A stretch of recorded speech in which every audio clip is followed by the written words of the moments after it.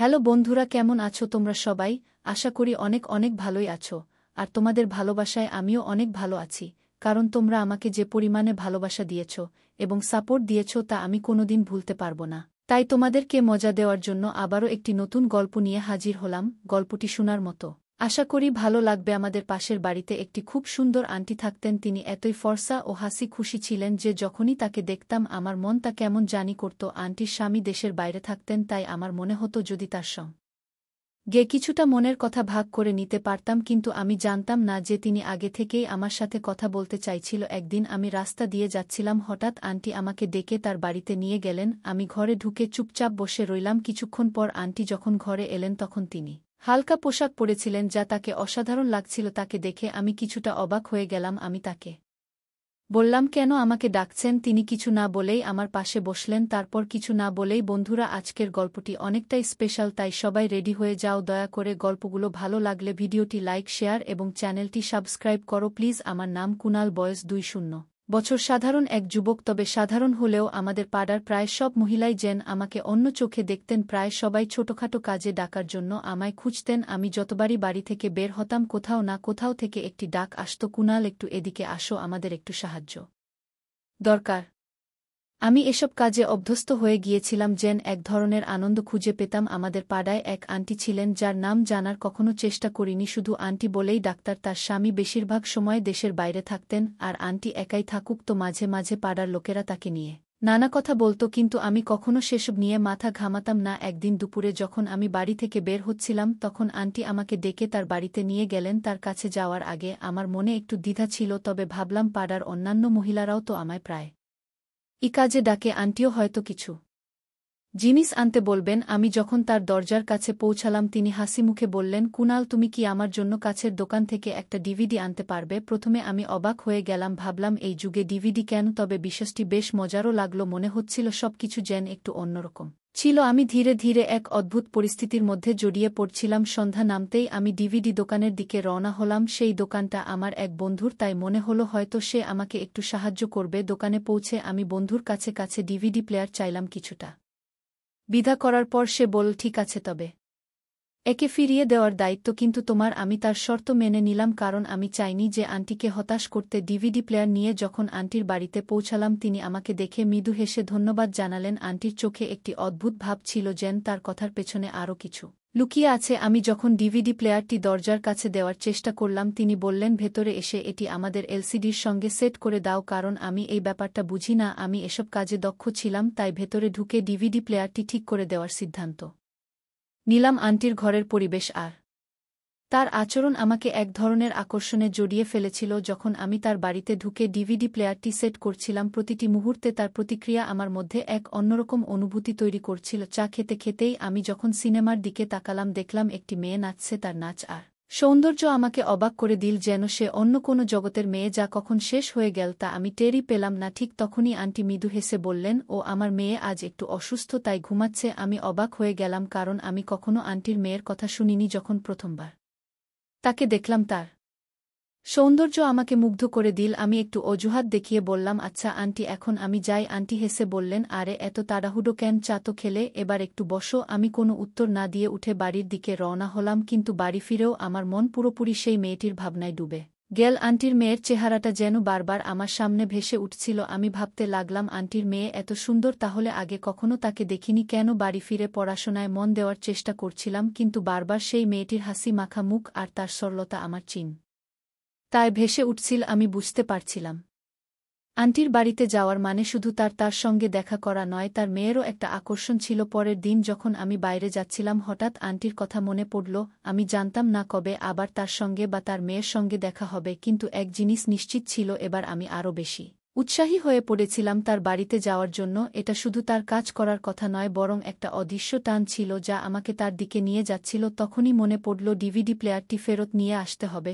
সেটাই অজুহাত করে আবার আন্টির বাড়িতে গেলাম। আন্টি আমাকে দরজার কাছেই ডিভিডি প্লেয়ারটি দিয়ে দিলেন এবং ভেতরে আসতে বললেন না। আমি কিছুটা হতাশ হয়ে গেলাম, কারণ হয়তো অপেক্ষা করছিলাম কখন আবার তার বাড়িতে ঢোকার সুযোগ পাব এবং সেই সুন্দরী মেয়েটিকে দেখতে পাব। অবশেষে কয়েকদিন পরে আবার আন্টি আমাকে ডাকলেন, বাবা, আমাদের মেশিনটা ঠিকভাবে কাজ করছে না, একটু দেখে দাও তো। আমি তৎক্ষণাৎ তার বাড়িতে গেলাম, মেশিনটি পরীক্ষা করে দেখলাম ভেতরে একটি কাপড় আটকে আছে। কাপড়টি বের করে মেশিনটি চালু করলাম এবং সেটি আবার কাজ করতে শুরু করল। এটা দেখে আন্টি খুশি হয়ে বললেন, ধন্যবাদ, তুমি ঠিক করে দিলে। ঠিক হয়েছে, এবার কাপড় ধোয়ার কাজটা করতে হবে। বলার পর আন্টি বললেন, এখন আমার মেয়ের ওঠার সময় হয়েছে, আমি যখন উঠতে। এরপর কথায় কথায় আমি তার স্বামীর কথা জানতে চাইলাম। এই প্রশ্নে তিনি কিছুটা অস্বস্তি বোধ করলেন, একটা দীর্ঘশ্বাস নিলেন, তারপর বললেন, উনি গত 1-0 বছর ধরে বিদেশে আছেন, তবে কখনো আর ফিরে আসেননি। উনি প্রতি সপ্তাহে টাকা পাঠান, তাই আমাদের কোনো কিছুর অভাব হয় না। আন্টি বলতে শুরু করলেন, তবে আমার একটাই মেয়ে আর আমিও বিদেশে আছেন, তাই বাড়িতে একজন পুরুষের উপস্থিতি সবসময় মিস করি। যদি আমাদের বাড়িতে এমন একজন থাকত যে সব বাইরের কাজগুলো করে দিত। তার কথাগুলো বলার সময় মুখে এক ধরনের অসহায়ত্ব দেখা যাচ্ছিল, কেন জানি না। সেই মুহূর্তে তার জন্য আমার মনে খুব মমতা জন্মালো। তাই আমি বললাম, আপনি চিন্তা করবেন না, যখনই কোনো কাজের দরকার হবে আমাকে ডেকে নেবেন, আমি সবসময় সাহায্য করতে প্রস্তুত। আমার প্রচুর সময় আছে, আমাকে আপনি নিজের মতোই ভাবতে পারেন। আমার কথায় আন্টি খুব খুশি হলেন। এরপর থেকে আমি প্রায় আন্টির বাড়ির আশেপাশে ঘোরাঘুরি করতে শুরু করলাম, আর তিনিও বাইরে এসে দাঁড়াতেন। যখনই তিনি আমাকে দেখতেন তখনই বলতেন, কুনাল, একটু এদিকে এসো, আমাকে আটা এনে দাও বা একটু দুধ নিয়ে আসবে। আমি সবসময় দ্রুত তার কাজগুলো করে দিতাম। একদিন আন্টি আমাকে ডেকে বললেন, কুনাল, একটু বাজার থেকে সবজি নিও আসো, মেয়ের জন্য বিশেষ কিছু রান্না করতে ইচ্ছা করছে। আমি তৎক্ষণাৎ বাজারে গেলাম। সবজি নিয়ে ফিরে আসার সময় দেখলাম তার মেয়ে রান্নাঘরে ছিল। সে চুপচাপ রান্না করছিল, তার প্রতিটি কাজ খুব যত্নশীল আর শান্তভাবে করছিল। আমাকে দেখে হালকা একটা হাসি দিল, যা আমার মন ছুঁয়ে গেল। সে খুবই কম কথা বলত, কিন্তু তার চোখগুলো যেন অনেক কিছু বলে দিত। একদিন আমি যখন আন্টির বাড়িতে গেলাম, তিনি আমাকে চায়ের জন্য ডেকে নিলেন, বললেন, কুনাল, আজ তোমার জন্য বিশেষ তৈরি করেছি, এসো বসো। আমি তার সঙ্গে বসলাম এবং আমরা নানা বিষয়ে গল্প করতে থাকলাম। আন্টি এখন তার পরিবার এবং নিজের জীবনের গল্প বলতে শুরু করলেন। তিনি জানালেন তার মেয়ের নাম তানিয়া আর সে তার বাবার খুব কাছের ছিল। যখন তার বাবা বিদেশে চলে গেলেন তখন তানিয়া তাকে অনেক মিস করত এবং ধীরে ধীরে নিজেকে গুটিয়ে নিতে শুরু করল। আন্টির কথা শুনে তানিয়ার প্রতি আমার সহানুভূতি আরও বাড়ল। আমি তার জীবনের কঠিন সময়গুলো বোঝার চেষ্টা করছিলাম। একদিন আমি তাদের বাড়ির সামনে দিয়ে যাচ্ছিলাম, তখন এক মিষ্টি কণ্ঠ আমাকে ডাকল, কুনাল, একটু এখানে আসবে। আমি তাকিয়ে দেখি সেই ডাক তানিয়া দিয়েছিল। আমি তার কাছে দৌড়ে গেলাম। তানিয়া বলল, আজ মা অসুস্থ, তাই দয়া করে একটু দুধ নিয়ে আসতে পারবে? এটা শুনে আমি তৎক্ষণাৎ দোকানে গিয়ে দুধ কিনে আনলাম। বাড়িতে ফিরে দরজায় টোকা দিলাম। তানিয়া দরজা খুলল। আমি বললাম, দুধ নিয়ে এলাম, এই নাও। তখন তানিয়া একটু হেসে বলল, দয়া করে ভিতরে এসে দুধটা হাতে দিয়ে যাও। আমি ভেতরে ঢুকলাম, তারপর সে বলল,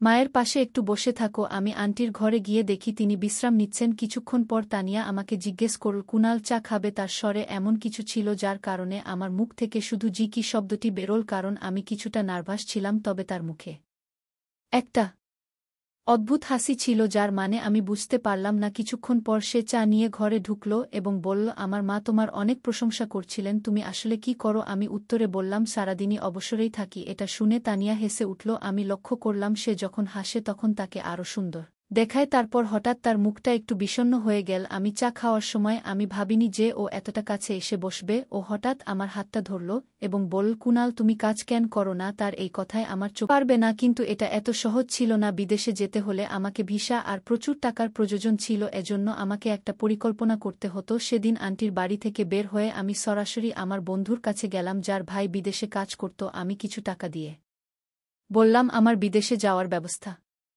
করো। সে তার ভাইয়ের সঙ্গে কথা বলল আর 1 মাসের মধ্যেই আমার বিদেশে যাওয়ার সব ব্যবস্থা হয়ে গেল। আমি আন্টির বাড়িতে গিয়ে তাদের এই খবরটা জানালাম। আন্টি একটু দুঃখ পেলেন এবং বললেন, তুমি চলে গেলে আমাদের বাড়ির কাজ কে করবে? এটা শুনে আমি একটু হাসলাম। এরপর তানিয়ার ঘরে গেলাম এবং তাকে এই সুখবরটা দিলাম। সে অনেক খুশি হল এবং বলল, কুনাল, মন দিয়ে কাজ করো। আমি মুচকি হেসে বললাম, মন দিয়ে কাজ করব না, কারণ আমি তো আমার মন এখানে রেখে যাচ্ছি। এরপর আমি ফিরে এসে আমার জিনিসপত্র এবং এয়ারপোর্টের দিকে রওনা দিলাম। প্রথম মাসটা আমার জন্য অনেক কঠিন ছিল। আমি আমার বন্ধুর ভাইয়ের অধীনে কাজ করছিলাম, যিনি আমাকে বিদেশে ডেকেছিলেন। কাজটা কঠিন ছিল এবং বুঝতে আমার সময় লেগেছিল, তবে 1 মাস পর কাজ পুরোপুরি বুঝে গেলাম। এরপরেই আমি আন্টিকে ফোন করে জানালাম আমি সুস্থ আছি। আন্টি আমার কথা শুনে খুশি হলেন এবং অনেক দোয়া দিলেন। তারপর তিনি ফোনটা তানিয়াকে দিলেন। আমার বুক ধরফট করতে লাগল।